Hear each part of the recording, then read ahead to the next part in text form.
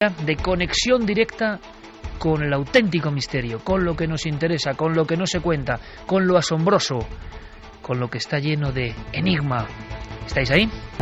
Don Santiago Camacho, buenas noches. Buenas noches, Iker. ¿Puedes resumirme en una frase algo que de verdad has descubierto pues muy recientemente, que te inquieta y que va a inquietar seguro a nuestra audiencia? Pues más que una frase, vamos a hacer un pequeño recuerdo. Yo esta noche me he acordado mucho del año 2007, de cómo vivíamos en el año 2007. En aquel año, muchos de los amigos que nos escuchan ahora mismo, que no tienen trabajo, pues a lo mejor sí lo tenían. En aquel año, pues todos nos permitíamos más caprichos, algunos cambiaban de coche más a menudo, todos vivíamos mejor, todos vivíamos como si no fuese a pasar lo que realmente empezó a suceder en el año 2008, porque no lo sabíamos, no teníamos ni idea de lo que se nos venía encima, al menos nosotros, porque a lo mejor sí había gente que sabía muy bien lo que se nos venía encima. Además de eso, cosas como un invitado muy especial en el test de uno de los nuestros. Os va a sorprender muchísimo. ¿Estáis todos? Nosotros estamos preparados. 1:39. Comenzamos. Milenio 3. Detrás del misterio. En busca de una respuesta. Cadena Ser. Da la impresión de que nada es de lo que parece. Nada es tal y como nos contaron. Estamos acostumbrados en Milenio 3 casi a creer que todo es más o menos al revés de lo que nos dijeron los medios oficiales. Uno acaba casi con ese convencimiento. Os daré una información que también es inédita, que nadie conoce.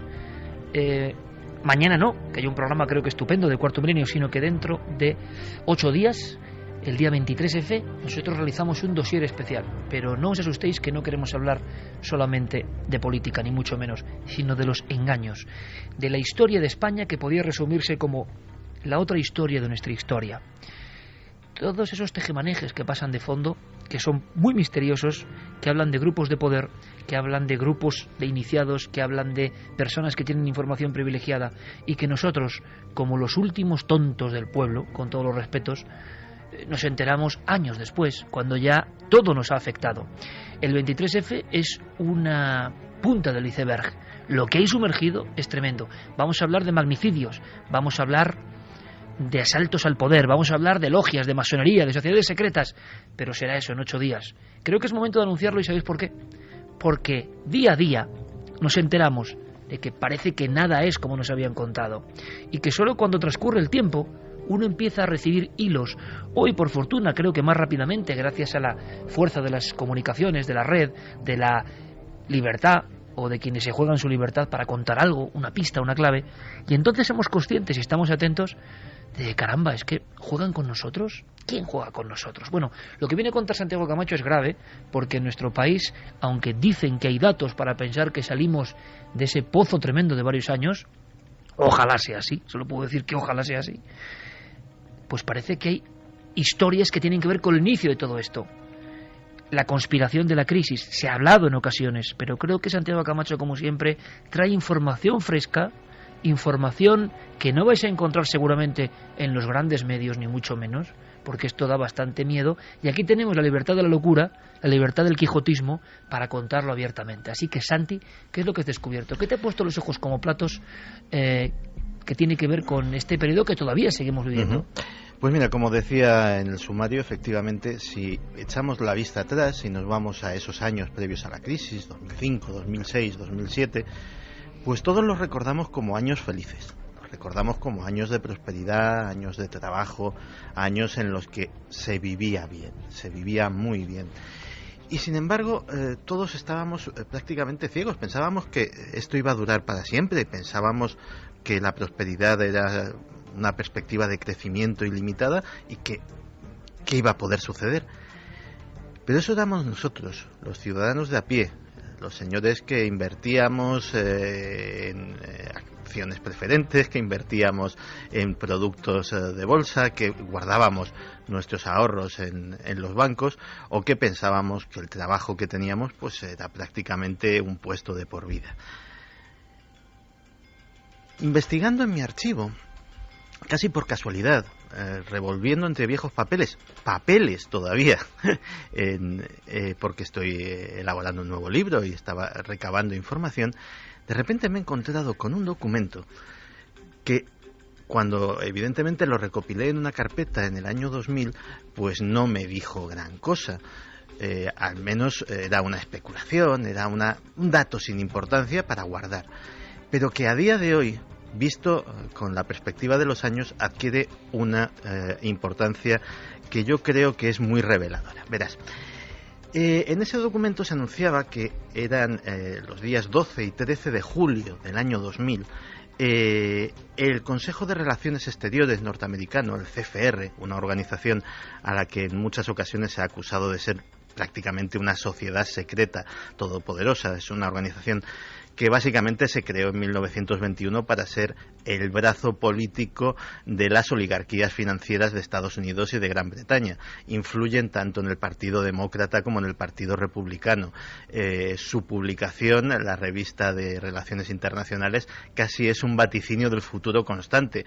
Se habla de guerras meses antes de que se declaren. Se habla de fenómenos sociales o de fenómenos políticos meses antes de que aparezcan en las primeras planas de los periódicos. Es un grupo muy poderoso, de ahí han salido presidentes de los Estados Unidos, directores de la CIA, etcétera, etcétera. Bien, pues anunciaba ese documentillo que en los días 12 y 13 de julio el CFR iba a celebrar en su lujosa sede, que es, además, tiene sede de sociedad secreta. La sede del CFR es una lujosísima mansión en el centro de Manhattan. Tiene toda, digamos, todo el atrezo de lo que pensamos que es un grupo realmente con poder. Pues en esa sede iban a celebrar una serie de conferencias, un simposio, digámoslo así, con el siguiente tema: la próxima crisis financiera, señales de advertencias, control de daños y de impacto. La conferencia, la serie de conferencias, trataba sobre la posibilidad de que hubiera un colapso financiero global. Estamos hablando de gente que se toma las cosas muy, muy, muy en serio, que especula lo justito. Y sí, un colapso financiero exactamente de las mismas características, casi descrito con precisión milimétrica, al que luego tuvo lugar en 2008. En esa reunión participaron 250 personas, 250 miembros del Consejo de Relaciones Exteriores, la mayor parte de ellos banqueros, también inversionistas, altos funcionarios, tanto británicos como norteamericanos, responsables políticos, no solamente norteamericanos, sino también europeos, y todos ellos estuvieron tratando sobre este asunto. ¿Y qué trataron? Pues básicamente el ciclo de conferencias relataba y giraba en torno a un proyecto del Consejo de Relaciones Exteriores. Se llama el Proyecto de Vulnerabilidades Financieras. Esto, que tiene un nombre así como un poco extraño, es un proyecto que en 1999 puso en marcha esta organización. ¿Para qué? Pues básicamente para a esos directivos, a esos banqueros, a esos políticos, a esos altos funcionarios, sobre todo norteamericanos, ponerles en aviso de que una crisis económica se podía cernir sobre el horizonte, adoctrinarles sobre exactamente qué pasos había que tomar para sacar provecho, sacar tajada de esa situación, es decir, no solamente salvarse ellos personalmente y sus organizaciones, sino ganar un plus de beneficio, y organizar lo que denominaban juegos de guerra, que básicamente eran juegos de guerra, es decir, eran simulaciones en las que se utilizaban ordenadores, en las que se utilizaba básicamente los mismos elementos que iba a tener el señor banquero en su despacho cuando estallase la crisis de verdad, y con los cuales, con esas simulaciones informáticas, podían reproducir en espacio de horas sus acciones durante las primeras semanas o meses de la crisis y lo que tenían que hacer para efectivamente seguir sacando dinero de esa situación. Claro, uno piensa esto y yéndose a una organización tan tremendamente poderosa como el Consejo de Relaciones Exteriores, piensa, supusieron con mucha justeza, es decir, adivinaron, sabían algo que no sabíamos, o pusieron el dedo en la llaga sobre algo que en el fondo iban a provocar.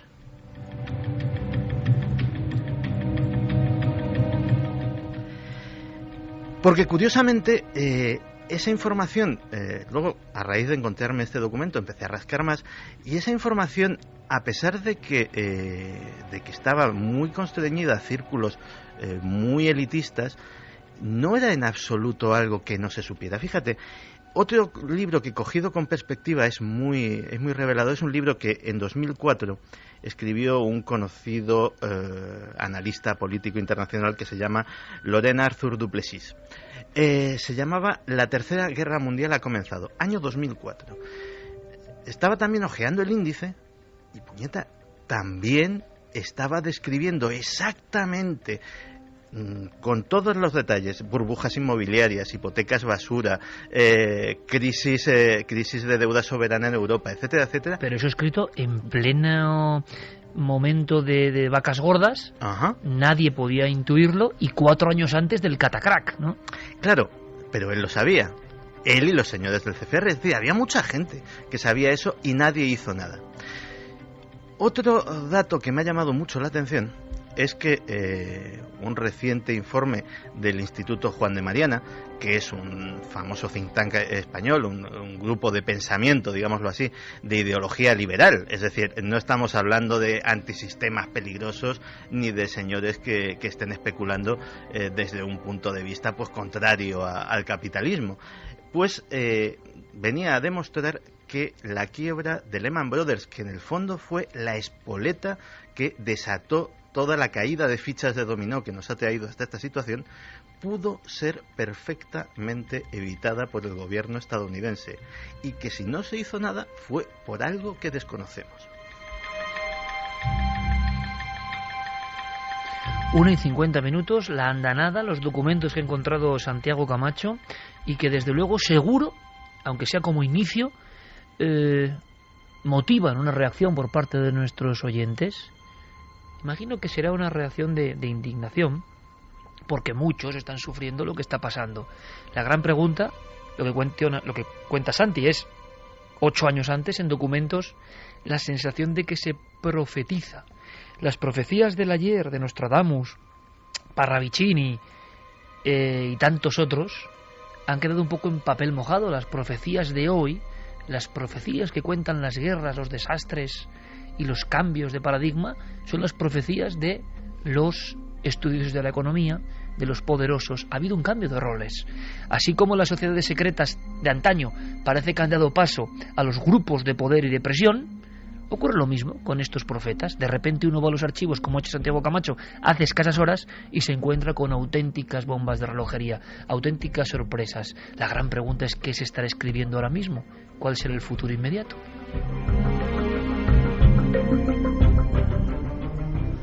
Pues la mayoría de personas, lo que estamos diciendo, que creen que nos engañan sí o sí. Álvaro Martín dice: la economía va por ciclos perversos orquestados por impresentables.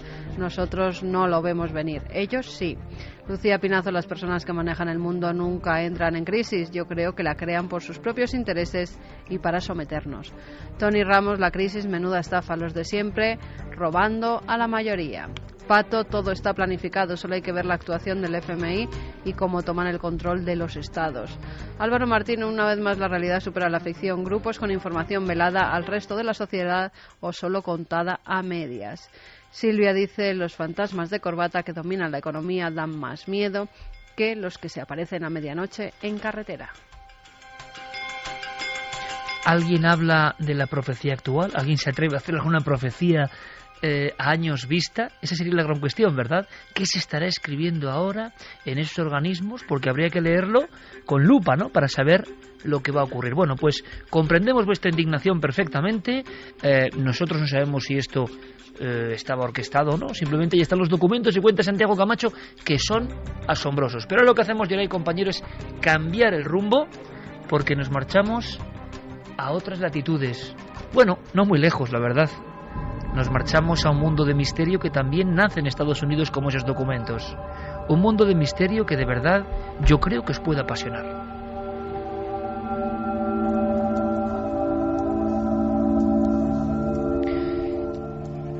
Siempre llegan nuevas historias. Recuerdo perfectamente que nuestro compañero Javier Sierra un día nos habló del tercer hombre. leyendo un libro de alpinismo. Fue el primero, como tantas veces Javier, al que mandamos un gran abrazo, que está a tope con todos sus proyectos literarios, centradísimo en sus proyectos, que seguro que van a ir viento en popa. Pues bueno, él documentándose traía un libro, muchos oyentes se acordarán, que hablaban del factor tercer hombre.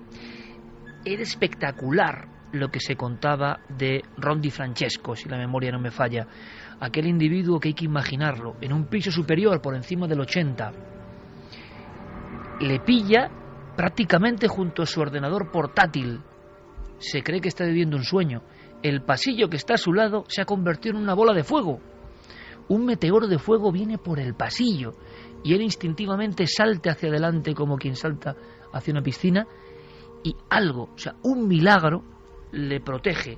La mesa, quizá con algún tipo de material,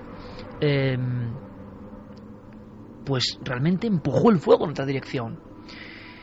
Cuando él vuelve en sí, han pasado unos segundos, aunque no lo sabe muy bien, contempla que todo es un absoluto desastre, que se escuchan alaridos, lamentos y que caen piezas de todas partes. Lo que hasta hacía un instante era una oficina reluciente de brokers, se ha convertido en el inframundo.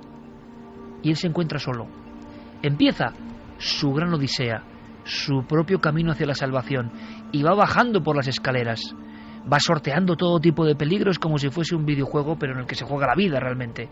No encuentra a nadie, solo oye quejidos muy lejanos. Piensa por un momento que se ha quedado completamente solo. Sortea todo tipo de vigas, de cristales. Hay cuerpos humanos que han caído. Ron Di Francesco asegurará a determinados medios de comunicación, a la prensa cuando se le entrevista, que hay un momento en que se vuelve a lanzar al suelo, se rinde, va a morir, lo tiene clarísimo. Una vez más, este fenómeno ocurre cuando alguien, digamos, tira la toalla. Se tumba porque ve que de nuevo una especie de lengua de fuego, como si fuese algo bíblico, avanza, y es una situación tremenda, viene de arriba abajo, y él intuye que ahí no hay salvación, porque conoce bien el edificio y debe andar por la planta 74. ¿Cómo va a llegar ese hombre a la calle? Su última escena en esa especie de duermevela es la lengua de fuego avanzando y él tumbado, con los brazos junto al cuerpo, la cara pegada al suelo, junto a una especie de sillón del que solo quedan los muelles, el esqueleto, que ha sido calcinado por esa bomba de fuego anterior, y él tiene la conciencia absoluta de que ha llegado su hora. Es más, creo que con cierta resignación entiende que hay un momento y que es ese. No sabe todavía lo que ha ocurrido, no sabe lo que ha pasado. Es el día 11 de septiembre del 2001. Y entonces, y tiene que ver con los temas siguientes que vienen a continuación, dice Ron Di Francesco, escuché clara, como si estuviese junto a mi cabeza, una voz que me decía, levántate.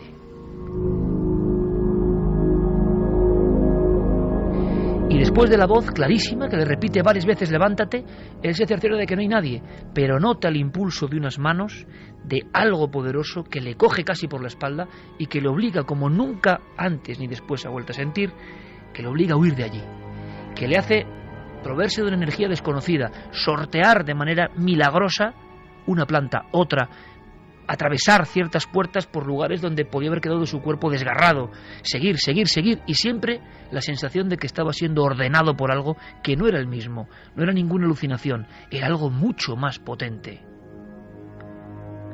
Van bajando los peldaños, va viendo más cuerpos humanos, va viendo el desastre, y sin embargo Di Francesco asegura que se comporta como un autómata, que algo lo va sacando de allí, en volandas. Es una experiencia que no sabe ni siquiera cuánto dura. Solo recuerda la bocanada de aire al llegar al exterior. Después, a su espalda, apenas 30 segundos después, la Torre 2 del World Trade Center se derrumba. Es la última persona viva que ha salido de aquel escondrijo maldito. Es la última persona, el único superviviente de esas plantas tan altas. Nadie lo entiende. Era imposible. Había barreras físicamente imposibles casi de sortear. Y él solo piensa en aquel hombre invisible que sabía que estaba a su vera, que estaba a su espalda, que lo impulsaba, pero que casi le daba miedo mirar. En aquel proceso él contó que le daba miedo mirar. Intuyó algo parecido a un ángel, el tercer hombre, un ser que venía a salvarle, y durante años solo recordó la misma frase: levántate. Así conocimos la historia del tercer hombre, con casos tan espectaculares como del de Francesco, este hombre que fue un hombre milagro. Con esta historia creíamos que se había contado todo sobre el 11S y sobre las vidas y muertes dentro de aquellos imponentes edificios que también tenían algo maligno en su estructura, en sus componentes, en sus elementos. Pero Clara ha venido una vez más sorprendiéndonos con otra historia de su archivo, una historia diferente, personal, porque es casi trabar una amistad con alguien que estuvo en esas circunstancias. Vamos a recordar esa historia, porque además estos edificios, y yo no sé en qué quedó eso, compañeros, yo os lo pregunto, se volvieron, digamos, a poner de moda a nivel mediático, cuando ya casi nadie quería hablar de la tragedia. Hace escasos meses se habla de nuevo de unos sonidos, de unos quejidos. Por eso yo he hecho alusión a los alaridos y lamentos que escuchaba Ron Di Francesco. Claro, puede quedar en nada, y es más, a mí me recuerda el famoso hum o ham, los sonidos. Ahora cuando los escucho quizás porque nos hemos habituado y todo lo relacionamos, pero Yerey, si te parece, bajamos la música y vamos a poner esos sonidos para que nuestro público también opine. Venían de las Torres Gemelas, bueno, de lo que quedaba de la zona. Vienen de la One World Trade Center, que es uno de los rascacielos más más grande de oficina que se está construyendo precisamente donde estaban las Torres Gemelas. La obra nueva, que además se va a acabar dentro de pocos meses.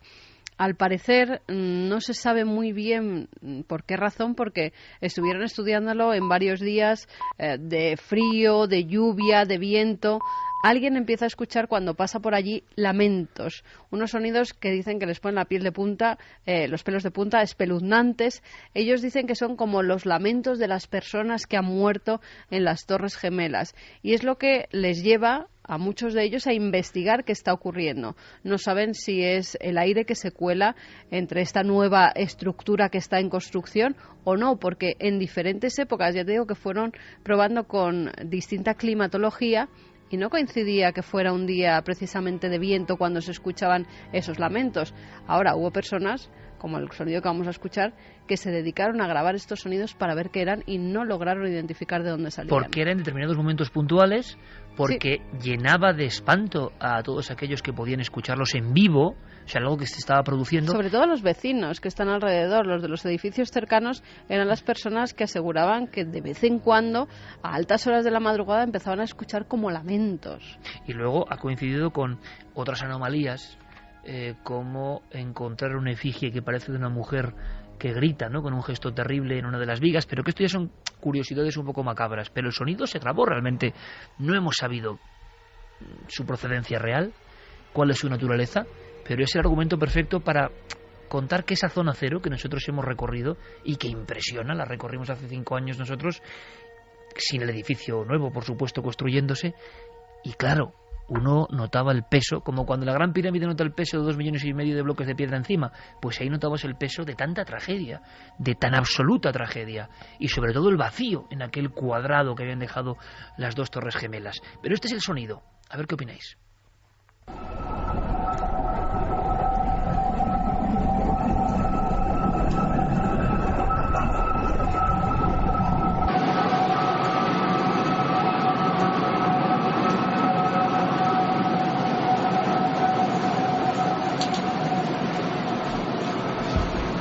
Directamente me suena un poco al hum, esas cosas un poco rumbrosas. ¿Tendrá explicación? No lo sé, pero las Torres Gemelas volvían a la carga como queriendo que no se olvide, ¿no?, lo que pasó allí dentro. Y sabemos de historias heroicas, historias de policías, historias de personas que salvaron a niños, que se jugaron la vida y que luego murieron, pero antes lograron recuperar a otros. Y de personas como Di Francesco, aunque algunas por su, digamos, cuestión de uniforme no podían hablar tan libremente como un civil, que vivieron cosas extraordinarias, porque pocas veces ha habido un suceso tan traumático, con tantas personas en un mismo edificio o 2 edificios, tanta angustia, tanto dolor, tanta incredulidad ante lo que está ocurriendo, todas esas energías moviéndose. Algunas películas intentaron aproximarse incluso a esta historia, sin duda, de héroes humanos. Y ahora vamos a conocer a un héroe humano que vivió algo extraordinario. La guardería. Hay niños. Está allí. ¡Sargento! ¡Hay niños en la... Guardería del número 5. Lo sé, los han sacado. A ver, escúchenme. ¿Y Casimatis? Le está buscando a usted. Tenemos que evacuar la torre. ¿Quién sabe utilizar una máscara? Me refiero a la máscara y a la botella. Sargento, yo hace 4 años que no las he usado. ¿Qué estoy diciendo? Que den un paso al frente. Voluntarios. Yo iré, sargento. Y yo.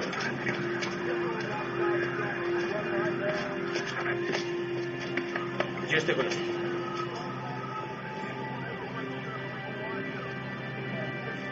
De acuerdo. Bien, somos una patrulla. Iremos al edificio 5. Los demás esperen a Casimatis. Síganme. No se separen. Tantas historias empezaban así, con un grupo de personas durante días adentrándose en el puro escombro gigantesco de lo que había sido la gran imagen, ¿no?, de poderío de toda esa etapa también previa a lo que contaba Santiago Camacho, pero de la gran influencia económica del Imperio Americano. Y claro, historias heroicas, historias de mezquindad, también las ha habido y se han ido conociendo, pero seguro que ninguna tan extraña y tan interesante para todos vosotros y para nosotros como la que se cruzó con el camino de Clara Tahoces, estando en la redacción de Más Allá, si no me equivoco, Clara, y me gustaría mucho saber cómo comenzó todo, cómo empezó todo. Pues todo comenzó con un email, con un correo electrónico que recibí en el año 2010, cuyo remitente era un bombero de la ciudad de Nueva York, de origen mexicano, pero que vivía en Nueva York desde hacía años, y que se llamaba Rafael Hernández. Rafael Hernández conocía la revista y tenía una historia que quería contar, que quería que se supiera pese al tiempo que había transcurrido. ¿Por qué crees que la quería contar? Porque igual nos hemos enterado de algo, ¿no? Él claro, tenía como una sensación, ¿no? Sí, una sensación. Bueno, él se encontraba en bastante mal estado de salud en aquel momento. Yo no lo supe inmediatamente, sino por un intercambio de correos electrónicos, y ya me pude dar cuenta de que realmente estaba aquejado de un problema de asma importante y de una enfermedad de tipo respiratorio de mucha gravedad, y esto motivado por aquellos días. Efectivamente, motivado porque Rafael no estaba de servicio aquel día. Rafael se encontraba por casualidad en esa zona, en la zona cero, el 11 de septiembre de 2001, cuando sucedió todo, y evidentemente lo primero que hizo fue ofrecerse como voluntario para entrar e intentar socorrer a las personas que hubiera, o vivas, o las personas que estuvieran muertas, intentar rescatar los cuerpos, y así estuvo varios días, como otros muchos de sus compañeros que no daban abasto. Entonces, una cosa ahora, Clara, y ahora nos vas a contar toda la historia. ¿Tú crees, sabiendo el final de esta persona, que quizá necesitaba quitarse ese peso de encima porque intuía después de la enfermedad, una enfermedad provocada también por la entraña de ese edificio del que tanto se habló, de amiantos, de elementos nocivos en forma de polvo que tantos héroes respiraron de manera mortal?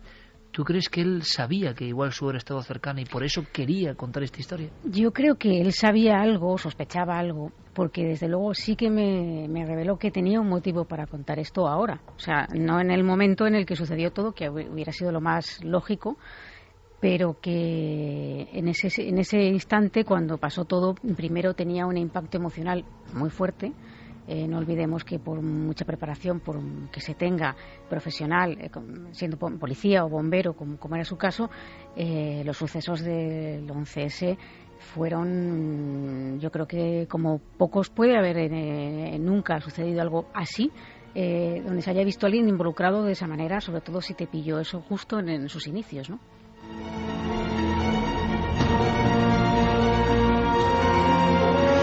Y a las 2:07 de un día 15, entre la noche del 15 y el 16 de febrero del 2014, estamos a la entrada de las Torres Gemelas, un 11S del 2001, y estamos en los ojos de ese hombre, Hernández, que te confieso una historia que nos vas a ir contando. Sí, él me dijo que en principio no contó esto a nadie porque tenía miedo de que le tildaran de loco, y porque teniendo un cargo como bombero en el Departamento de Policía de Nueva York, esto no le beneficiaba para nada, contar algo así, ¿no? Pero él tenía esa especie como de pesadumbre, quizá por no haber podido cumplir o con esa misión que en cierta forma se le encomendó, o él quería que esto se supiera de alguna manera, ¿no? Quería que, aunque hubiera pasado tiempo, ya nadie podía poner, una vez que hubiera él quizá muerto, nadie podría en cuestión este testimonio. Y bueno, yo creo que esto puede ser un poco de homenaje para él, ¿no?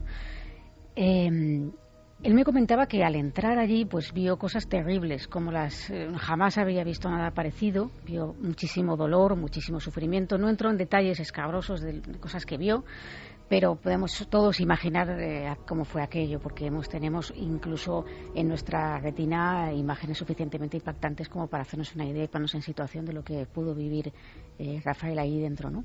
En un momento determinado, en esas tareas de rescate, buscando la posibilidad de encontrar a algún superviviente, Rafael da con un hombre que estaba atrapado entre dos muros muy gruesos. Él enseguida avisa a compañeros para que vengan a intentar ayudarle a sacar a esta víctima, que estaba todavía vivo y que, según me contaba Rafael, tenía casi el corazón fuera de las heridas que tenía, ¿no? Estaba muy débil. Y bueno, pese a la prontitud con la que acudieron sus compañeros, este hombre no salió porque los muros eran demasiado gruesos y no pudieron derribarlo, y había un riesgo muy grande al hacerlo, ¿no?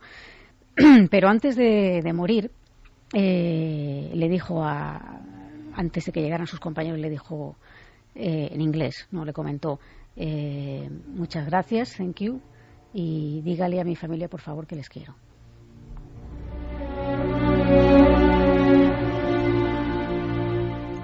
Como digo, desgraciadamente este hombre murió, pero como otros muchos que murieron en el camino y que él había visto cuerpos despedazados y todo tipo de horrores. Era, dentro de lo que cabe o dentro del horror, era un horror más, no era un horror espectacular, con la diferencia de que le había dado un pequeño mensaje.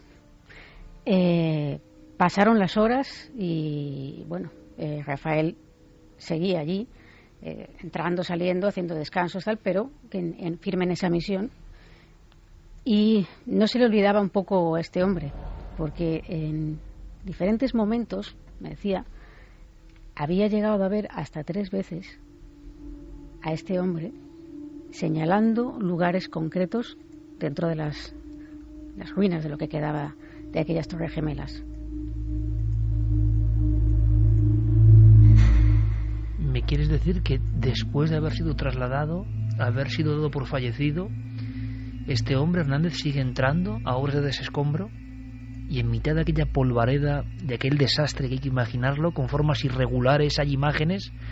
Porque claro, eso era una ratonera, una oscuridad permanente. Y con incendios en diferentes lugares que tardaron varias semanas en extinguirse todos los incendios que había allí. Y él ve la imagen de este hombre, el del corazón fuera prácticamente del tórax, que le está indicando algo. Sí, le indicaba como que debía de ir a determinados lugares.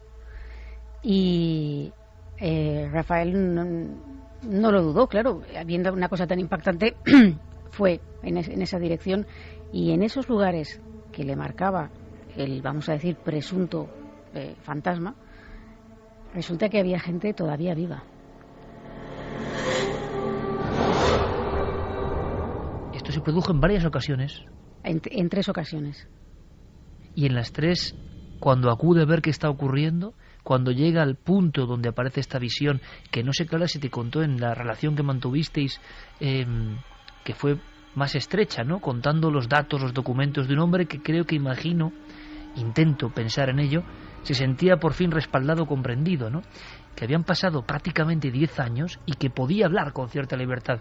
Lo sabemos muy bien los que estamos aquí en la mesa, y seguro que la amplia mayoría de los oyentes que le están conectando con esta historia, y es que hay como una especie de deseo de liberarse de un peso, y sobre todo de que la otra parte te entienda, no se ría directamente. Esto le hubiese ocasionado problemas, sin duda, de contarlo de inmediato. Por 3 veces aparece la figura físicamente, como una imagen, como una nebulosa. Una imagen, una proyección, no era una cosa, digamos, material, como nos estamos viendo tú y yo en este momento, pero sí esa presencia, que sabía que era justo esa persona la que había estado hablando con él poco antes, estaba ahí, o su esencia, o llamémoslo como queramos. Él va hacia allí y en las 3 ocasiones recupera víctimas vivas en los siguientes días de la tragedia. Había gente que estaba sufriendo con numerosas atrapada, con numerosas heridas, etcétera, que luego algunos, supongo yo, esto ya es una deducción mía, eso no significa que luego tiempo después no murieran, ¿no? Pero en ese momento estaban vivos. ¿Qué pensaba él? ¿Qué te contaba él? Bueno, a él todo esto le impactó muchísimo, pero como digo, no se atrevió a contar nada. Y fíjate que es curioso, porque si él hubiera querido, en fin, inventarse una historia o aprovecharse de algo, bueno, lo primero que no me parece un poco extraño que acuda a un medio español a contarlo, teniendo allí multitud de medios que sabemos que todo lo del 11S todavía sigue siendo de expectación y de interés informativo especial allí en Estados Unidos, ¿no? Pero sí que él tenía esta cosa, han ocurrido cosas, por ejemplo, de intentar, bomberos y policías han sido denunciados por intentar fingir enfermedades mentales, trastornos mentales, a raíz de los atentados, y se han descubierto como fraudulentos. Es decir, siempre las dos caras, ¿no? Sí. Gente heroica, absolutamente heroica, que ha salvado niños y ha muerto por ello, y gente que ha intentado, dentro de los servicios que prestan esta forma de auxilio, han intentado, bueno, pues incluso algunos, como ha ocurrido en otras tragedias en España, por desgracia, ¿no? También decir que estaban allí cuando no estaban, sí, para intentar cobrar indemnizaciones, hacerse pasar por...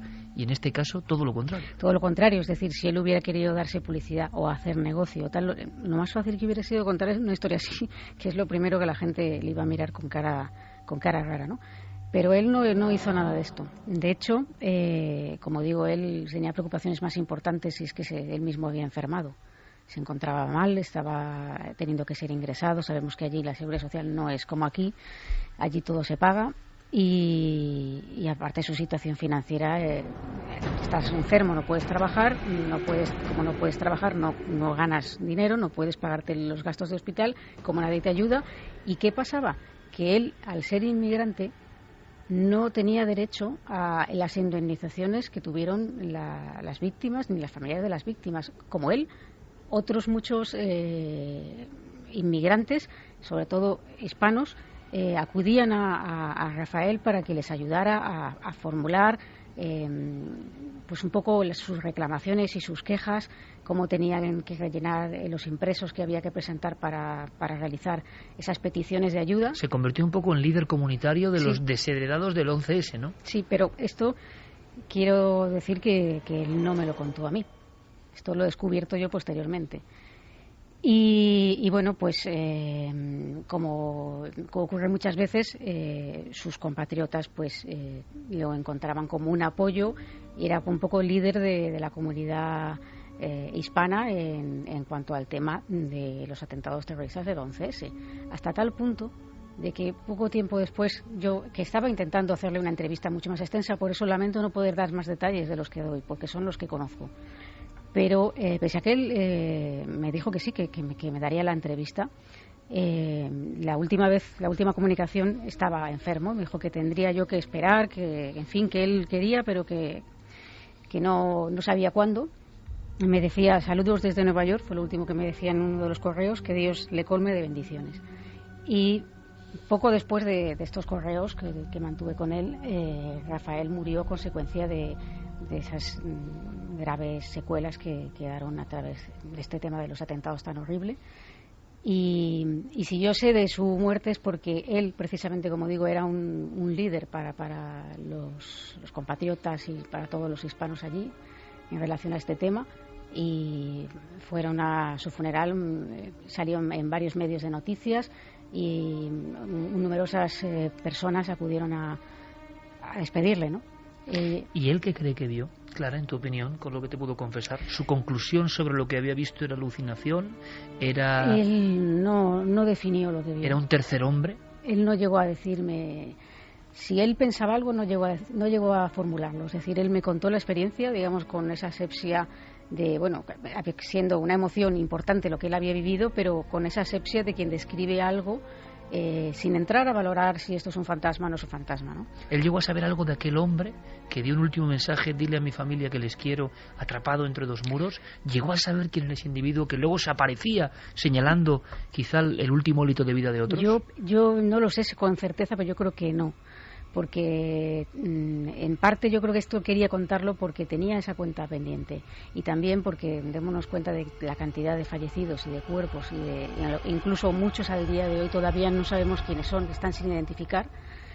Es muy probable que entre el ajetreo de esos momentos y la confusión él no llegara a poder saber de quién se trataba, ni siquiera cumplir su última voluntad, la que le había pedido.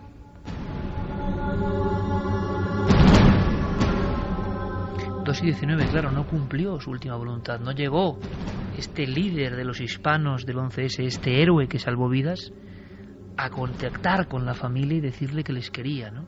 ¿Tendrá que ver con esta historia? ¿Qué opináis, amigos? ¿Qué opináis vosotros, por cierto, que tantas veces habéis escuchado historias, pero esta es impresionante, señalando, ¿no?, como el tercer hombre o como un ángel? Por cierto, Santi, que ha habido muchas críticas no muy conocidas aquí en España sobre la estructura de las propias Torres Gemelas y la trampa mortífera que eran en su entraña, lo decíamos, maligna, por materiales que hoy estarían prohibidos. Es más, especuló mucho en que tenían que volver a realizarse otras Torres Gemelas del veneno que había dentro. No, sí, de hecho hay una cuenta que está todavía sin realizar, que es el de las víctimas indirectas del 11S. Entre las fuerzas que acudieron allí, policías, bomberos, que penetraron en el edificio y sobre todo que aspiraron esa nube tóxica que se generó cada vez que se derrumbaba uno de los dos edificios, ya han fallecido muchísimas personas. Los casos de cáncer inducido por amianto, los casos de EPO, enfermedad pulmonar obstructiva, etcétera, etcétera, son innumerables. Existe el problema, como muy bien ha dicho Clara, de que incluso hay casos, como el caso de los que no son ciudadanos americanos, que tienen gravísimos problemas para encontrar ayudas, pero hay que pensar que es que en la época en que se construyeron las Torres Gemelas, aquellos materiales que hoy día están absolutamente prohibidos eran de uso común, y de hecho se pensaba que eran absolutamente inocuos, es decir, los estudios de la toxicidad del amianto son relativamente recientes. Y bueno, desde luego, si hacía falta una confirmación de campo para comprobar que esos materiales eran tóxicos, desde luego el 11S fue la más eficaz y la más macabra de todas. Uno se pregunta cuántos edificios cotidianos hay en nuestro país con elementos tóxicos, y que acaba de hacer Santi un gesto con la mano, como agitándola, y no sabemos nada, no quieren que sepamos, o qué demonios ocurre, ¿no? Te lo encuentras cuando haces obras en casa y no sabías que había esas tuberías, por ejemplo, que ahora están súper prohibidas. Además, lo de las Torres Gemelas es que puede estar por todo el mundo, porque se recicló. El material con la que estaban hechas las Torres Gemelas se recicló, sí. Con lo cual se han construido edificios tóxicos directamente. De hecho, todo el metal fue enviado a China, si no recuerdo mal, y tratado como chatarra. De hecho, los sectores más conspiranoicos veían en ello una trama de ocultación, es decir, aquellas vigas que en teoría podían haber sido cerradas por un dispositivo térmico de alta tecnología, pues habían desaparecido de la noche a la mañana. Pero efectivamente, una vez, primero de entrada, que las plantas claro, cuando imaginamos una planta de reciclaje, no nos hacemos una idea de lo que es una planta de reciclaje china. Es decir, allí se llevan barcos, se llevan electrodomésticos, se llevan restos de edificios, se trabaja en unas condiciones pésimas. Hay unidades de infantería en algún país del mundo que tienen esperanzas de vida más altas que las de los obreros que trabajan en esas factorías. Es decir, y luego efectivamente todo eso pues acaba yendo a un enorme alto horno donde se van separando los materiales, donde aquello vuelve a salir en forma de vigas o de lingotes o de mil variedades, y te puedes encontrar con que a lo mejor tu coche, tu casa o tu teléfono móvil llevan una fracción del acero que había en las Torres Gemelas. Lo que vio este hombre, que luego que ha ido descubriendo que, bueno, en su funeral prácticamente era tratado eso como auténtico líder de una comunidad, y Clara se percata de que es la persona que ha estado con esa correspondencia tan íntima de aquel que cuenta como el gran misterio que vivió 10 años después. Hay que entenderlo.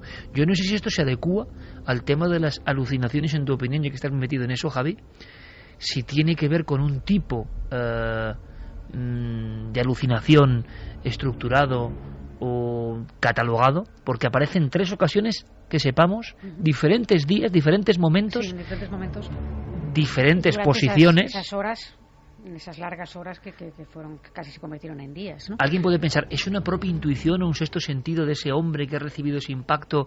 Pero claro, ¿por qué adivina dónde hay una víctima todavía? ¿no? Mi teoría, claro que yo he contado esto, pero a ver, desde luego la posibilidad de la alucinación está ahí. Lo que es curioso es que dentro de esa alucinación, justo esos lugares donde aparece la alucinación, haya gente viva. Pero también podría ser algún tipo de clarividencia que precisamente se haya activado en un momento de estrés muy fuerte, ¿no? Como podría ser, y de cansancio, y de donde realmente las emociones están a flor de piel. Yo creo que ahí es mucho más fácil contactar incluso con lo que llevas tú dentro, ¿no? Es como cuando hemos escuchado muchas veces la eterna historia de la madre que ve un hijo y que llega al vehículo. Se ha contado 1000 veces, no sé si ha pasado alguna vez o no. No lo creo improbable, realmente. Y que la madre saca en ese instante, en ese segundo preciso, la fuerza de un Sansón, desconoce que tiene esa fuerza, porque algo en un momento de estrés máximo le ha, digamos, añadido a su física algo muy poderoso y desconocido para esa misión. Lo de cuenta Clara es muy interesante, porque es ese shock tan tremendo. Él que ha visto tantas cosas terribles, pero aquello le impacta. Un hombre con el corazón fuera del pecho da un mensaje a su familia. Esto hay que vivirlo. Y ese shock tan fuerte hace que con la imagen de ese individuo como icono, puede que no esté allí, pues le haya motivado, se le haya despertado un sexto sentido en ese momento. O más tradicional, realmente hay algunas personas que se convierten en ángeles de otros y que quieren salvar a otras personas que sufren, ¿no? Fíjate, a mí me recordaba un poco a la otra eterna historia contada, la de Atenodoro de Tarso, que en la antigua Grecia empieza a recibir la visita en una de las casas que ha comprado a un precio muy bajo, pues la visita de un ser harapiento, una especie de fantasma que aparece por las noches y que le señala un punto muy concreto del patio. Y cuando a la mañana siguiente Atenodoro acude al patio a cavar para ver si aquello es una señal, descubre que allí hay un cuerpo enterrado boca abajo y sin digna sepultura, ¿no? Y dice que desde el momento en el que le da digna sepultura terminan esas visiones. Pero aquí lo que llama la atención es que esa supuesta aparición no señalaba su cuerpo, lo que señalaba era otros seres que estaban con vida. Y esto, nunca mejor dicho, la palabra guía, ¿no? De alguna forma era un guía que intentaba hacer justicia, entre comillas. Claro, y esto entraría ya más bien dentro de ese factor del tercer hombre o del ángel de la guarda, que en ocasiones, Iker, pues también aparece dentro de las posibles alucinaciones que sufrimos en momentos muy traumáticos. Qué enigmático personaje, claro, teñido de cuestión religiosa, desde luego lógico, pero el ángel de la guarda, que si uno profundiza un poco en ese concepto, se va a encontrar. Un día hacemos algo, ¿no? Un día podemos hacer algo y traer algunos casos que a lo mejor ellos no lo han llamado exactamente ángel de la guarda. Oye, pues me encantaría, me encantaría, porque embargo, incluso en la iconografía, bueno, nosotros tenemos algún cuadro con ángeles de la guarda góticos, ¿no? Es decir, la expresión del rostro es una expresión que uno, si lo coloca junto a la cara de un extraterrestre, pues se parece mucho. Y aparte, a veces con armaduras centelleantes, envueltos en luz, con una sonrisa extraña, y que, digamos, la tradición dice que cada persona, cada espíritu, tiene uno para velar por él, ¿no? Y las diferentes religiones, de alguna manera, bueno, se adecúan a esa tradición. ¿Qué opina nuestro público a estas horas? Pues fíjate, Miguel Ángel nos mandaba una de las noticias sobre lo que estábamos hablando de qué se hizo con la chatarra. La chatarra de las Torres Gemelas convertida en utensilios de cocina, en cacerolas, en la India. ¿Cuántas personas habrá cocinando con esa chatarra tóxica?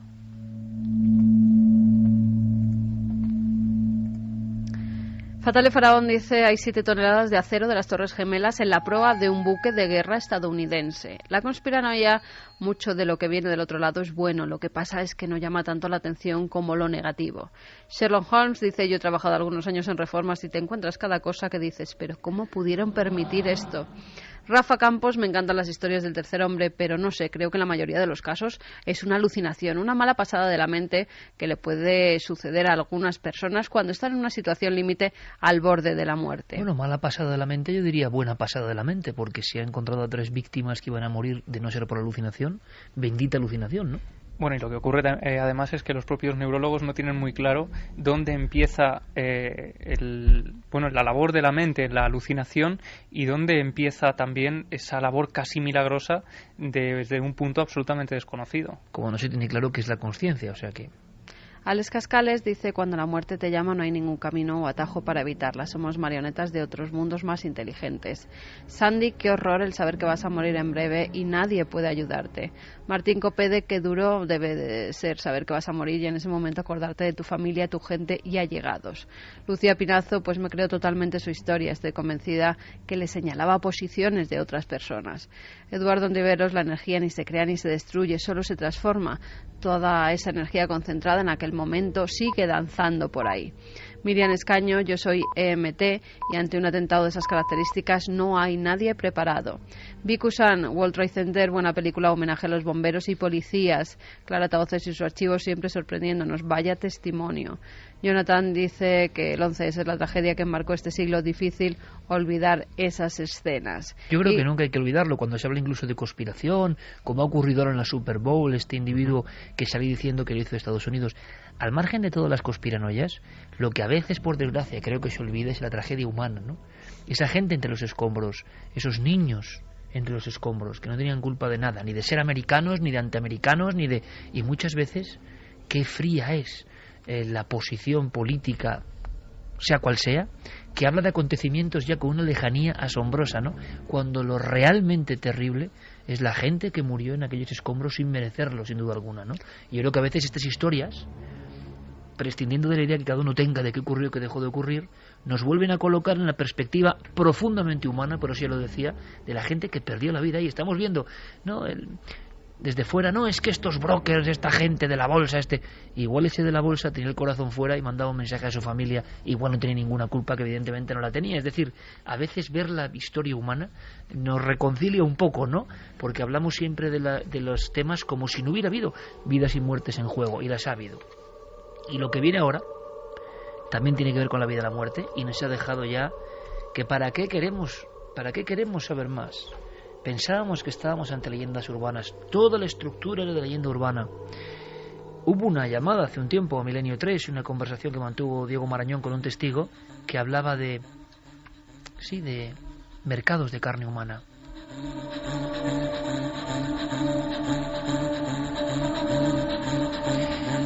Y dijimos, es imposible, no podemos creerlo. Una pierna, un muslo, pero no de animal, sino de ser humano, una cabeza enganchada en un garfio. ¿Es posible esto en algún lugar? No, evidentemente, esto tiene que ser un guión. No podemos creerlo, no podemos concebirlo. Mercados clandestinos para sibaritas de carne humana. Y puede, por lo que ha ocurrido ahora, que desgraciadamente haya algo de verdad.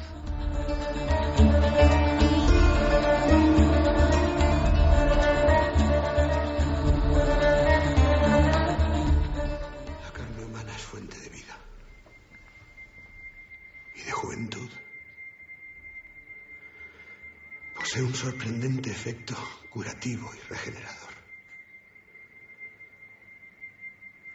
Desde hace tiempo ya se sabía que el guerrero que comía la carne de su enemigo vencido adquiría su valor, su fuerza y también su vitalidad. Hoy celebramos esa costumbre en esta comunión.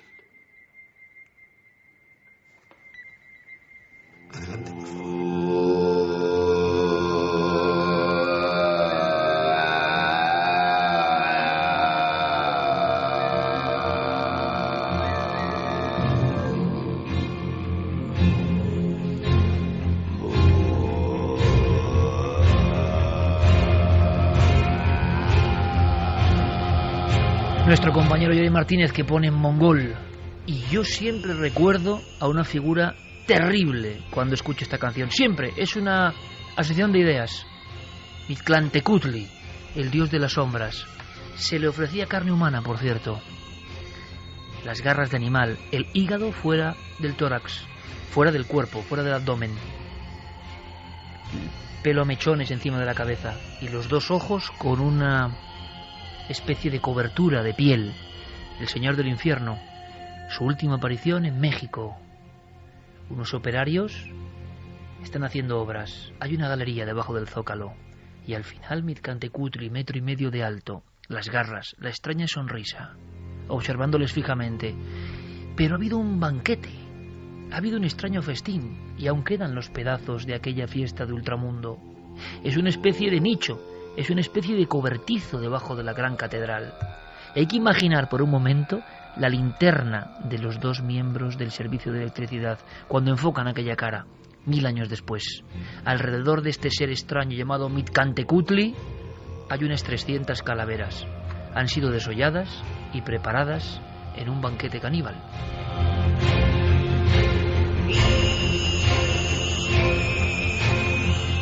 Y realmente el nexo es muy complicado, muy difícil. Podemos entenderlo entre comillas, claro, ante estos dioses de la antigüedad terroríficos.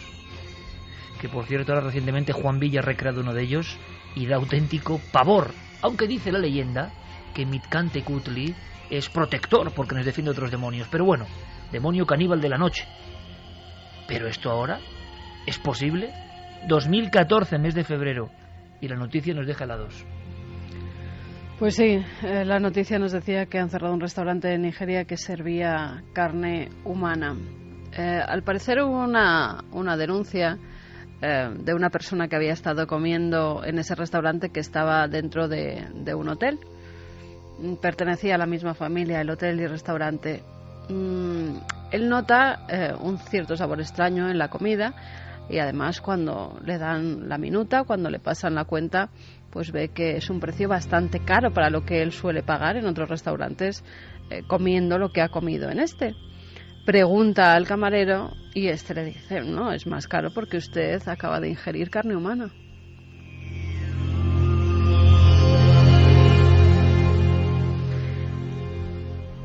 Este hombre era un pastor. Inmediatamente, imagínate cómo se quedó cuando le dijeron que había practicado el canibalismo sin él saberlo. Fue a la policía y denunció.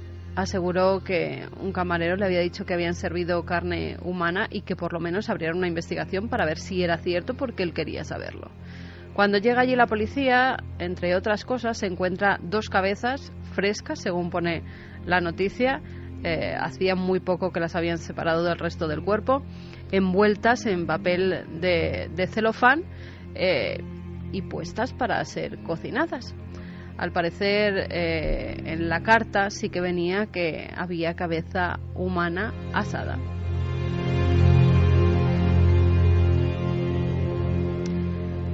Después de ver que efectivamente allí practicaban el canibalismo, 11 personas fueron detenidas, tanto el dueño como los 10 trabajadores que estaban allí con él, porque todos sabían perfectamente las prácticas que se realizaban en ese restaurante, y la policía ha confirmado que verdaderamente durante un tiempo se ha estado sirviendo carne humana. No han llegado a saber cuánto tiempo. Lo que sí saben es que era conocido entre los que al parecer les gusta comer este tipo de carne.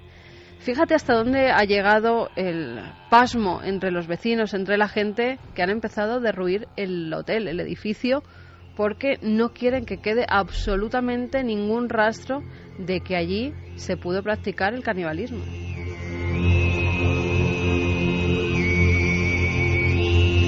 Esta sí que es buena, ¿no? La reacción del pueblo cuando sabe que ese lugar está maldecido y por tanto hay que exterminarlo de la faz de la tierra, ¿no? Ha ocurrido en otras ocasiones y además en Nigeria hace no mucho, 2 años, yo creo, saltaba también la noticia de una persona que había consumido carne humana y los vecinos, al enterarse antes incluso de que llegara la policía para detenerle, lo lincharon.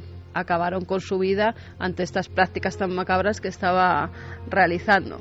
Nosotros al principio no nos lo podíamos creer y nos vino enseguida a la mente ese testimonio que tuvimos en septiembre del año 2012 que rescató Diego Marañón. Era Raúl, que nos contaba que un amigo había estado haciendo negocios precisamente en Nigeria. Esa era mi duda, ¿era Nigeria? Era Nigeria. Había estado haciendo allí negocios, con la gente con la que está negociando. En una cena le sirven un plato de carne, él dice que está buena esa carne, pero no identifica qué tipo de carne es, lo pregunta y empiezan a reírse. Él pregunta, lo curioso es que la carne, me dijo, Raúl, yo he de reconocer que la carne era muy buena. O sea, la carne es muy buena, y yo cada vez que preguntaban se reían de mí. Y claro, tú dices, bueno, están bromeando, y cuando llevas 10 veces preguntando, dices, te voy a llevar mañana a un sitio. Te voy a llevar mañana a un sitio. Bueno, él se queda con eso, con que pues no sé dónde me llevarán mañana. Según nos cuenta Raúl, a la mañana siguiente meten a este chico en un coche, se alejan de la ciudad como unos 20-30 kilómetros y llegan a una especie de mercado. Y en ese mercado ve cosas que no se podían imaginar. Una especie de carpa, pero como en plan frigorífico, y tú entras y literalmente, o sea, encuentras los trozos de personas. Te hablo, mira, eso sí me acuerdo, mira, hasta había lengua, manos, torsos, piernas, brazos en sí, ahí puedes elegir. Pero si esto le deja impactado, porque es que además la gente que le acompañaba, aprovechando que habían hecho ese viaje y que habían ido a ese mercado, dice, es que delante de mí pidió 1/4 kilo de muslo de una persona. Dice, es que compraron carne humana delante mía. Dice, pero no solo eso. Dice, a mí lo que más me impactó es como que esto está más o menos legalizado allí. Lo que más me extraño es que me dice que es un negocio totalmente legal, es algo que yo quiero investigar, porque allí la verdad que más que legal, sino que era un negocio que no era perseguido y nadie te va a investigar. Dice, me dijo que eran vagabundos, le digo, mira, hay las enfermedades que puede llevar cualquier persona, es que no vale un duro la vida allí. No vale un duro la vida allí y nos quedamos, como ocurre muchas veces, queriendo creer que esto es leyenda, porque de alguna forma esto es seguridad para nosotros. Esto tiene que ser un cuento de terror, ¿no? ¿Queréis, sobrecogeros un poco más? Dices, en España esto es imposible, ¿no? Bueno, depende, ¿no, Javi? Sí, depende. Hay que remontarse a tiempos un poco remotos, aparentemente, pero estas historias de los pasteleros de carne humana aparecen en casi cada rincón del planeta, pero es que en España, Rafael Solaz, cronista de Valencia, amigo de este programa, hacía una labor impresionante al transcribir un texto de 1800 de Pablo Carsí Gil, que es otro cronista de Valencia en aquella época. Él lo llamó Cosas particulares, usos y costumbres de la ciudad de Valencia. Y en ese texto, transcrito, como digo, de un texto de 1800, aparecen ciertas curiosidades, un pequeño anecdotario de cosas que ocurrían en la ciudad en aquella época. Y uno de esos retratos de la época, muy breves, un relato de una de las calles, es la calle de Manians, en Valencia actualmente, que en 1800 tenía una especie de cuadra. Al final de la cuadra había una puerta que comunicaba con otro edificio, un edificio de 2 plantas. Según cuenta este hombre, en la segunda planta había una barbería bajo 3 cabezas de piedra que parecían anunciar terriblemente lo que allí ocurría, porque el barbero de ese lugar se dedicaba a cortar el cuello a los clientes y decían que con un siniestro mecanismo hacía descender los cadáveres a la planta de abajo. La planta de abajo era una pastelería donde se cocinaban esos pasteles que después comían los valencianos de aquella época. Historia que además luego parece que ha traspasado fronteras, porque por lo menos hubo un caso en Francia importante de pasteleros de carne humana que aprovechaban, digamos, el negocio de matar a personas para convertirlas en pasteles y que luego tenían gran aceptación, con lo cual cuando ha ocurrido varias veces uno puede pensar si hay un mito de fondo en todo esto o no, pero volvemos a lo mismo, ¿no? Queremos creernos que es un mito, porque si no ya esto es la repera, ¿no? Y yo recuerdo, y ahora quiero saber vuestra opinión sobre esto, porque ya dices dónde estamos, o si esto en el fondo son expresiones clandestinas, de acuerdo, pero de una cosa que, por ejemplo, en Nigeria ha ocurrido siempre y que no se va a evitar. Podemos y que hablarlo. sigue ocurriendo, y al parecer es que hay un mercado. Claro. Los mismos periódicos nigerianos... O sea que este amigo podía tener razón perfectamente. Sí, y fue, por cierto, el primero en España y el primer programa en España donde se habló de ese mercado de carne humana en Nigeria. Los periódicos nigerianos, a raíz de este caso del restaurante, han sacado a la luz otro que ocurrió también en 2012. Joshua Akindele fue detenido por matar a muchas personas y no solo ingerir, sino también vender su carne. Entre algunas personas, al parecer, ya tenía una lista. Incluso encontraron entre sus pertenencias como una especie de carta de precios. Por la cabeza cobro tanto, por los pies cobro tanto, por el muslo cobro tanto. Tenía el despiece, como se hace, pues no sé, en las carnicerías con los animales, y tenía una lista de clientes que al parecer eran habituales. Por eso él, ante la demanda que tenía, cada vez mataba a más personas. Claro, el asunto de fondo es que imagino yo, ya ampliamos la opinión, que esto no puede ser una cuestión puramente gastronómica, aunque se disfrace de restaurante, digo yo, sino que más bien hay una mítica, hay una simbología y hay un deseo de apoderarse de energía, vestido con los oropeles de hoy, como puede ser que rejuvenece, lo que tú quieras, pero no creo que sea solo por el placer gastronómico de algunos, sino lo que viene desde la antigüedad, que comer carne humana, que debía hacer el hombre desde sus etapas más antiguas, era apoderarse del ánima, apoderarse de algo poderoso, nunca mejor dicho, que estaba en el otro, ¿no? Bueno, Miguel Botella, el antropólogo forense, amigo nuestro, hizo un estudio precisamente de canibalismo y cómo en nuestro país, en el Neolítico, no sé si era en Granada o en Almería, sí, encontraron un montón de cuerpos que habían sido canibalizados. O sea, que es que en el Neolítico en España se practicaba el canibalismo. Y yendo más atrás en el tiempo, los seres, entre comillas, de la puerca también practicaban el canibalismo. Y cuando fueron a cristianizar también descubrieron que había recetas de cómo preparar la carne humana. Los mexicas tenían entre sus recetas una especie de, pues no sé, carne guisada pero humana. Te decían que había que mezclarla con maíz y que después de hacer ese ritual de sacar el corazón y que estuviera vivo, esa carne era troceada y se hacía ese guiso para que entre todos comieran y adquirieran el poder, las cosas que tenían buenas de sus enemigos. ¿Sabes a quién le ponían la jícara con carne humana? Sí, a Micantecutli. Pues fíjate, la semana pasada hablábamos de asesinos en serie y de esa mítica extraña que ha surgido alrededor de ellos. La sociedad tiene algo muy raro. ¿Os acordáis de Issei Sagawa, el caníbal del Bois de Boulogne, que se comió literalmente a su novia? Y de hecho las fotografías de la pobre novia después de eso han sido de las más atroces que he visto en mi vida. ¿Sabéis cómo acabó? Como una celebridad. Sí, señor. Issei Sagawa cumplió su condena en Europa, volvió a Japón y ahora en Japón es una estrella de los reality shows, es una celebridad, participa en debates de corazón, etcétera, la enfermedad etcétera. del ser humano global, la enfermedad del ser humano, el virus incurable que tenemos en este siglo XXI, ¿no? Convertimos en celebridad a un caníbal.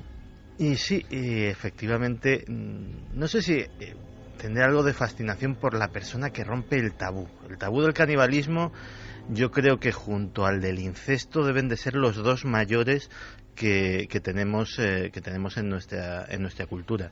Y posiblemente ver a alguien que lo ha quebrantado de alguna forma, en algunas personas genera una cierta atracción por esa persona que ha estado más allá, ha estado mucho más allá de lo permitido. Es la única explicación psicológica que se me puede ocurrir. Es un poco el vampirismo también, ¿no? Sí, acordaros también de las píldoras que captaron en Corea, que eran píldoras hechas con fetos humanos. Se descubrió que era polvo de niños recién nacidos o nonatos. Es que y se vendían para eso, para dar cierta vigoridad a las personas que lo tomaban.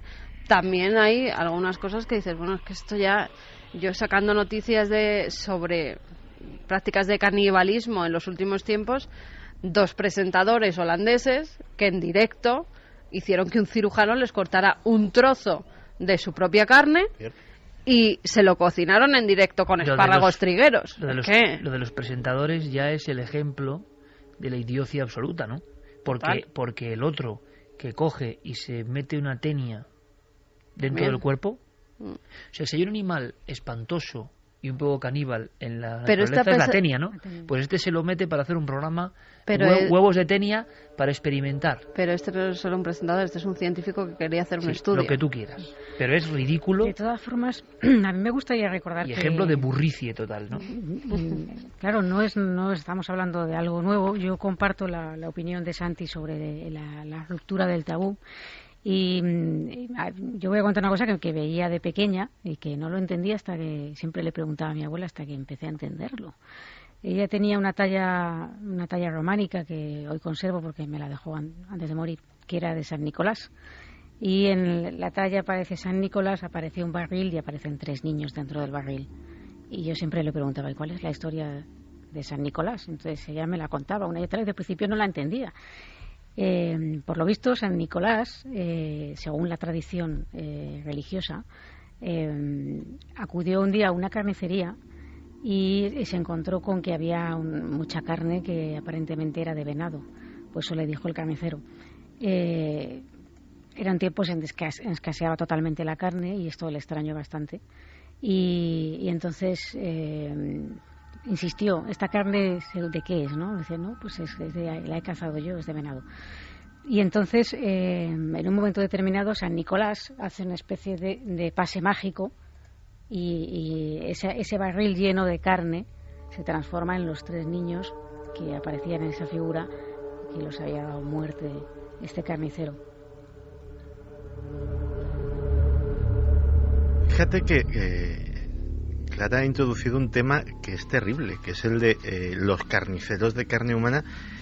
En la década de los 20, si ahora estábamos hablando hace un rato de la crisis económica de ahora, en la década de los 20 en Alemania, el de Hannover. Sí, señor Fitzharman, este era asesino en serie por negocio. Es decir, tenía una carnicería, mataba gente, hacía salchichones, salchichas, y lo vendía a la gente que además, por cierto, en Hannover tenía un éxito tremendo.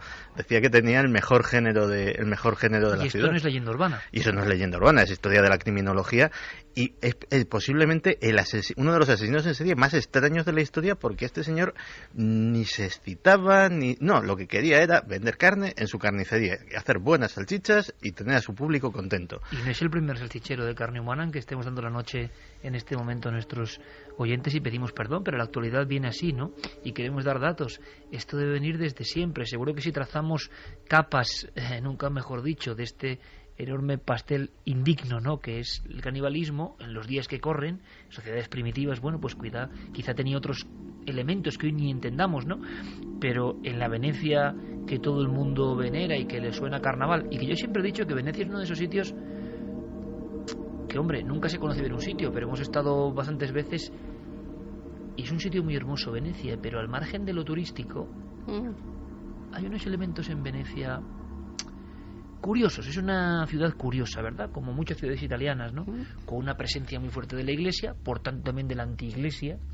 Bueno, oscura también. O sea, las máscaras se vuelven de otra forma, ¿no? Y ahí estaba el famoso carnicero Di Biasio, ¿no? Giovanni Di Biasio. Giovanni Di Biasio era conocido por sus salchichas. Decían. Pero como en Hannover, ha dicho Santi, en los años 20 tenía colas. Pero colas, además venían incluso de otros lugares a comprar las salchichas de Di Biasio porque debían ser espectaculares, hasta que un día alguien se encontró un trozo de dedo y de uña en una de esas salchichas. Vaya cara que hay que poner Geray. Y entonces comenzó la investigación y entonces fue cuando descubrieron muchos cráneos en la casa de este salchichero tan famoso.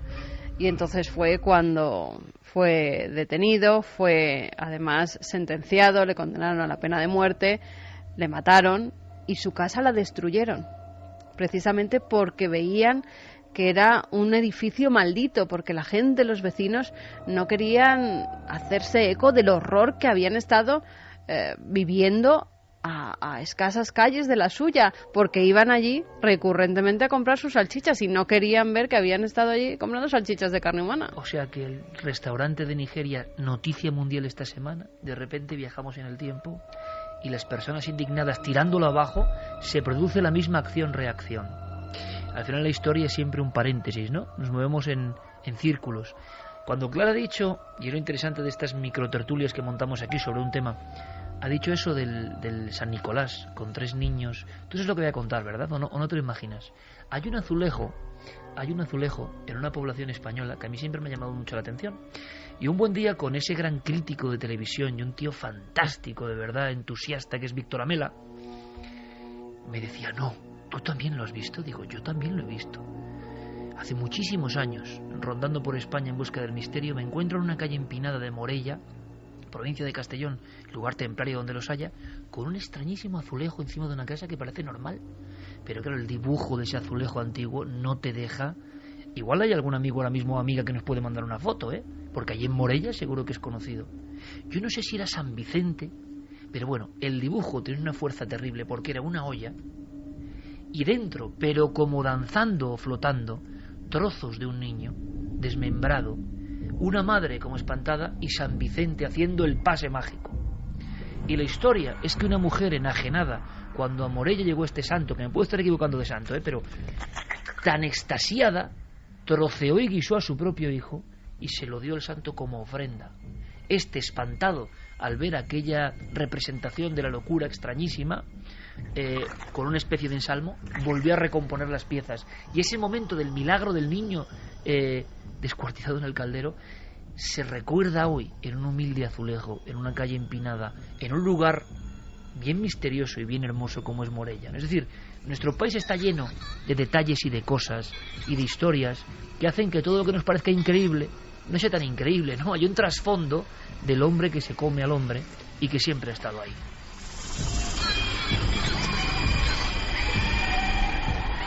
Terminemos con mensajes, Yerey, variamos la sensación musical. Mira, porque si no estamos dando ya la noche directamente y luego os prometo que venimos con otras cosas. Hay algunos que por tontos se enfrentan ahora a una pena de prisión, como son 2 sargentos de la Fuerza Aérea Alemana que pidieron a sus amigos conocidos que les dieran su sangre para hacer morcillas con sangre humana. Que, sí, con la receta de su abuela, pero que hacía morcillas se ve que con sangre normal. Ellos quisieron llevarlo más allá y hacerlo con sangre humana, y se sacaron su propia sangre y habían cocinado sus propias morcillas con su sangre. Hay mito, hay seguro que un sentido de misterio ancestral seguro, en porque nada se hace porque sí, y luego hay criminalidad clarísima y luego hay idiocia absoluta, ¿no? En nuestros tiempos.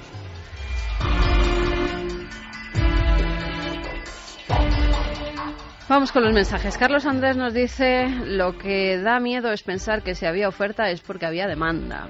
Carlos Marvá: en todas las culturas del mundo han practicado en algún momento de su historia el canibalismo. Alex Cascales: el mercado humano lleva siglos con nosotros y en el futuro habrá granjas humanas. Eso lo dijo Freixedo en su día, que éramos la granja humana, pero de los de arriba. Miguel Ángel Sánchez dice: ¿hasta dónde llega nuestra locura? Madre mía. José Antonio: menudo mal trago y que encima le digan a la cara que es carne humana. Sara: ¿se sabe que puede pasar un humano por comerse a otro? Supongo que no es sano, ¿no? Hombre, lo que decían algunos doctores, ¿verdad, Santi? ¿Te acuerdas en algún reportaje que hemos hecho? Que no era muy bueno tampoco, ¿no? Lo de ingerir sangre. No, la sangre humana es que no se digiere. Carne. Punto. Carne, ni idea. La carne sí. La carne dicen que sabe a cerdo. Sí, y el único problema que tiene realmente es que no esté bien cocinada y, claro, es un ser humano. Las enfermedades que tiene son perfectamente transmisibles. No es como en el caso de un animal, que muchas veces son enfermedades veterinarias que no nos afectan a nosotros.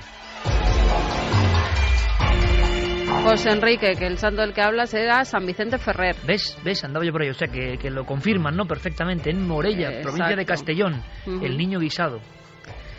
Carlos Andrés dice: lo que da miedo... bueno, eso ya lo hemos leído. Es que si había oferta, había demanda.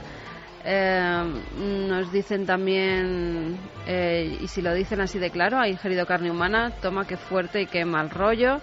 Alejandro dice que pones en Google carne humana y te sugiere venta. De pronto comprar por Deep Web. Locura. Claro, pero también hay mucha leyenda y podríamos terminar, hombre, para darle un toque de descompresión a todo esto. Santi y yo, en pleno plató, ¿tú lo recordabas? Jufu, tú y yo hemos comido algo que sabía carne humana. No, habéis comido algo que decía. Hemos perdido mucho fuelle, yo lo he comprobado hoy. Ya no hacemos esas cosas. Al recordar lo que hacíamos Santi y yo en Cuarto Milenio hace 4 o 5 años, hemos perdido fuelle. Pero era sentados en el plató. Era sentados en el plató. Con un platito como de una gelatina, con 2 ¿verdad? porciones de algo que quería ser un tofu que habían hecho con sabor a carne humana para caníbales que no quisieran comer carne humana. Pero y la historia al final lo hicieron sí que supiera carne humana. Era era una gelatina normal la y de corriente. Santi no. La de Santi sabía carne humana. Claro. Sí, además a crema catalana, pero no sé. Bueno, nosotros nos marchamos, menos mal, porque la verdad es que el tema es terrorífico y en el fondo a veces en Milenio 3 nos espantamos de nosotros mismos, no de lo que está al otro lado o no sé qué, sino de nosotros mismos suele ser lo más oscuro siempre, ¿no?